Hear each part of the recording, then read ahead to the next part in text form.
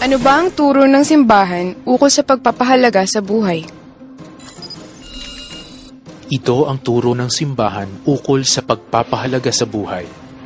Una, ang buhay ang pinakasagradong kaloob ng Diyos sa tao at wala tayong karapatang hadlangan ito, lalo na sa mga artipisyal na pamamaraan.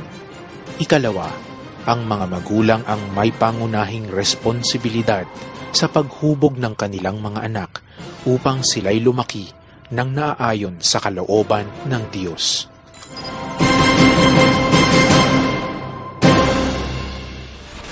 Totoo bang isinusulong ng RH Bill ang kalusugan ng buhay? Hindi totoo na isinusulong ng RH Bill ang buhay. Hindi nito pinoprotektahan ang kalusugan ng buhay ng batang nabubuo. Delikado ang mga artipisyal na kontraseptibo sa buhay ng ina o ng bata.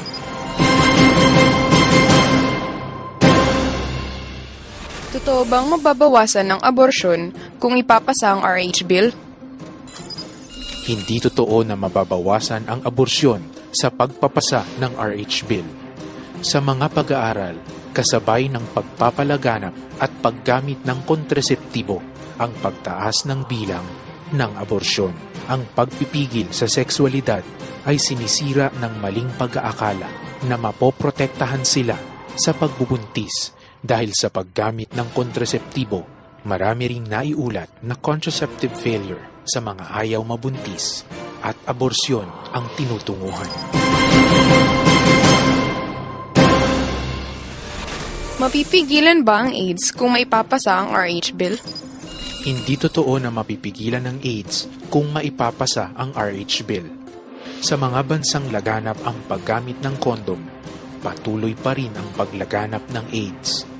Maraming mga pagsuri ng mga dalubhasa na hindi napipigilan ng kondom ang HIV o AIDS.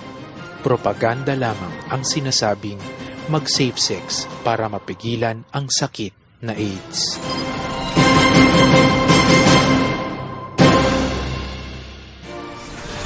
Karapatan nga ba ng mga kababaihan ang magpasya para sa kanilang katawan? Ang karapatan ng mga kababaihan sa pagpapasya nila sa kanilang katawan ay isang maling pag-iisip na naimpluwensyahan ng postmodernism.